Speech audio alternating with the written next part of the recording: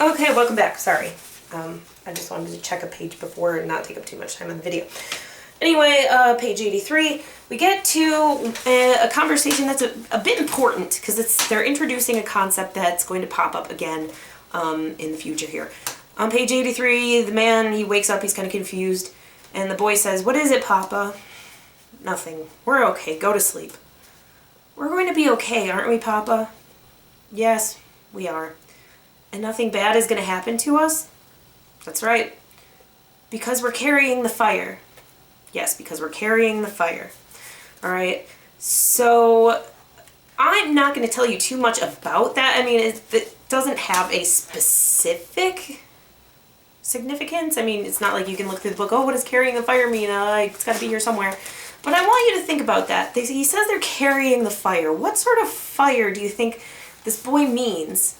I mean, you could probably obviously figure that it's not a literal fire, but they both agree, and like I said, it comes up again, that they're carrying the fire.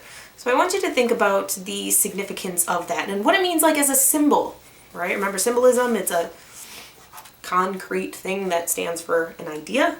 So what could that be in your estimation? They keep going, they keep going. On page 84, something a little kind of creepy happens. The boy was sitting on the steps when he saw something move at the rear of the house across the road. Okay, so they're at a house, the boy's looking, and he sees something. A face was looking at him. A boy, about his age, wrapped in an outsized wool coat with the sleeves turned back. He stood up. He ran across the road and up the drive. No one there. He looked toward the house, and then he ran to the bottom of the yard through the dead weeds to a still black creek. "Come back," he called. "I won't hurt you." He was standing there crying when his father came sprinting across the road and seized him by the arm. "What are you doing?" he hissed. "What are you doing?" "There's a little boy, Papa. There's a little boy." "There's no little boy. What are you doing?" "Yes, there is. I saw him." "I told you to stay put. Didn't I tell you? Now we've got to go. Come on." "I just wanted to see him, Papa. I just wanted to see him." The man took him by the arm and they went back up through the yard. The boy would not stop crying, and he would not stop looking back. "Come on," the man said. "We've got to go." "I want to see him, Papa." "There's no one to see. Do you want to die? Is that what you want?" "I don't care," the boy said, sobbing. "I don't care." The man stopped. He stopped and squatted and held him. "I'm sorry," he said. "Don't say that. You mustn't say that." Okay. So we have all this talk about dying, and the boy, asks the man, "Are we going to die? Will you tell me if we are going to die? Would you lie to me?" And so now, I mean, granted, it's sort of he's a young kid and sort of an emotional moment, but the man says, "Do you want to die? Is that what you want?" The kid's like, "I don't care." And the man sort of realizes, like, yikes, I gotta take better care of this situation and a little bit better care of my son here because the boy needs to care about his survival. And so, most importantly, at the bottom, page 85, they're talking about it. The boy says, "What if that little boy doesn't have anybody to take care of him? What if he doesn't have a papa?" "There are people there. They were just hiding." Alright, so the man's indicating maybe if there was a little boy, he's being used as bait. Alright, to get people like the man and the boy to come to this other group. So, pretty freaky there. Right. "Papa," he said at the bottom, very bottom. "What?" "I'm afraid for that little boy." "I know, but he'll be all right." "We should go get him, Papa. We could get him and take him with us. We could take him and we could take the dog. The dog could catch something to eat." "We can't." "And I give that little boy half of my food." "Stop it, we can't." He was crying again. "What about the little boy?" he sobbed. "What about the little boy?" Alright. So we're sensing this kind of tension here between the man and the boy, and kind of like the little boy is, or the boy is naive, but he's also sort of this really generous person, even in a world that does not foster generosity. Once again, blah blah blah.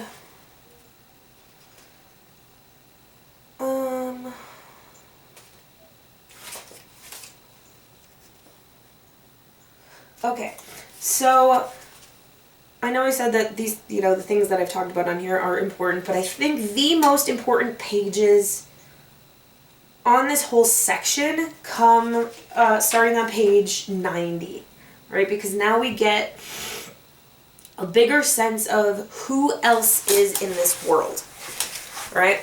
So, page 90, the man and the boy, they're following a stone wall, they hit an orchard, they try to find some apples and stuff. And then in the middle, they're walking through this field. The wall beyond held a frieze of human heads, all faced alike, dried and caved with their taut grins and shrunken eyes. They wore gold rings in their leather ears, and in the wind their sparse and ratty hair twisted about on their skulls. The teeth in their sockets like dental molds. The crude tattoos etched in some home-brewed woad faded in the beggared sunlight. Spiders, swords, targets, a dragon, runic slogans, creeds misspelled, old scars with old motifs stitched along their borders. The heads not truncheoned, so like put on spikes, beaten, has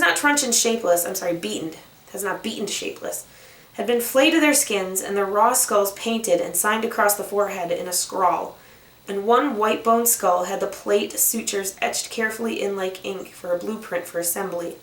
So, on your skull, you actually have these, like, little, I don't know, jags. I mean, they almost kind of look like cracks, but they're not. They're just where your, like, plates, when you were a baby, when they fused together. And so somebody had, like, taken ink and marked, like somebody had stitched, kind of like Frankenstein. They, like, marked where those plates are kind of joined together. He looked back at the boy. Standing by the cart in the wind, he looked at the dried grass where it moved and at the dark and twisted trees in their rows. A few shreds of clothing blown against the wall, everything gray in the ash. He walked along the wall, passing the masks in a last review and through a stile and out to where the boy was waiting. He put his arm around his shoulder. Okay, he said, let's go. Right? Next, they're kind of moving again. They're in the next paragraph. He woke in the morning and turned over in the blanket and looked back down the road through the trees the way they'd come in time to see the marchers approaching 4 abreast. Dressed in clothing of every description, all wearing red scarves at their necks. Red or orange, as close as red as they could find. He put his hand on the boy's head. Shh, he said. What is it, Papa? People on the road. Keep your face down. Don't look. No smoke from the dead fire. Nothing to be seen of the cart.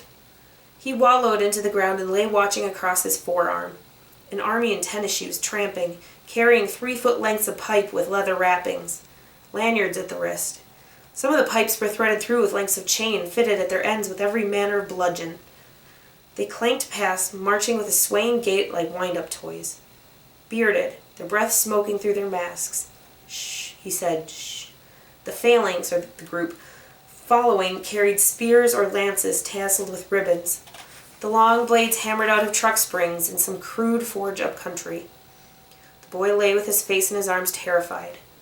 They passed 200 feet away, the ground shuddering lightly. Tramping. Behind them came wagons drawn by slaves in harness and piled with goods of war, and after that the women, perhaps a dozen in number, some of them pregnant, and lastly a supplementary consort of catamites ill-clothed against the cold and fitted in dog collars and yoked to each other. All passed on. They lay listening. Are they gone, Papa? Yes, they're gone. Did you see them? Yes. Were they the bad guys? Yes, they were the bad guys. There's a lot of them, those bad guys. Yes, there are, but they're gone. They stood and brushed themselves off, listening in silence in the distance. Where are they going, Papa? I don't know. They're on the move. It's not a good sign. Why isn't it a good sign? It just isn't. I need to get the map and take a look. Alright. So, now a lot of their conversations are just sort of about, keeping going, keeping warm, finding food. On page 96, 97, they're asleep, but they hear some crashing through the woods. He gathers up the boy and says, let's go, we have to go. and they scooped it up. And then they have to try hiding, because I think it's the bad guys that are kind of scouring the area. And then on page 101, where I had you end, I marked that in my book as an important conversation because mostly it's the boy and the man talking about living. And the important part really comes at the end of 101, and it says, the boy's asking about death, and then the man tells him what he says, and the man says, well, but you don't believe me. I don't know. He studied him standing there with his hands in the pockets of the outsized pinstriped suit coat. Do you think I lie to you? No. But you think I might lie to you about dying? Yeah. Okay, I might, but we're not dying. Okay.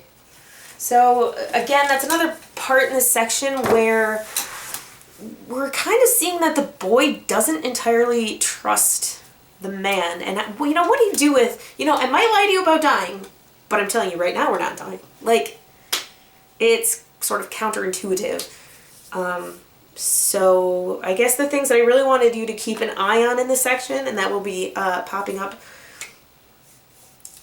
in where I'm planning to have a discussion, just this whole concept of God and religion and how it plays out in this society, but also like how Cormac McCarthy describes especially the boy in like religious terms. This concept of the boy becoming a little more scared and a little less trusting of the man because now he's starting to see other sides of him that he's never seen before. And I guess this concept of the good versus bad guys, right? Obviously, bad guys are, the roving bands of people, the blood cults they call them, probably because of the red scarf on their neck and plus the things they do. But they're keeping slaves, and they are the people who are going to be cannibalizing and like laying traps for people. But does that really allow for other people to be called good just because, hey, we don't cannibalize, we must be good? Like, is there really that separation? Okay, so check back with Google Classroom, and thank you for watching my little book talk here. Thanks, bye.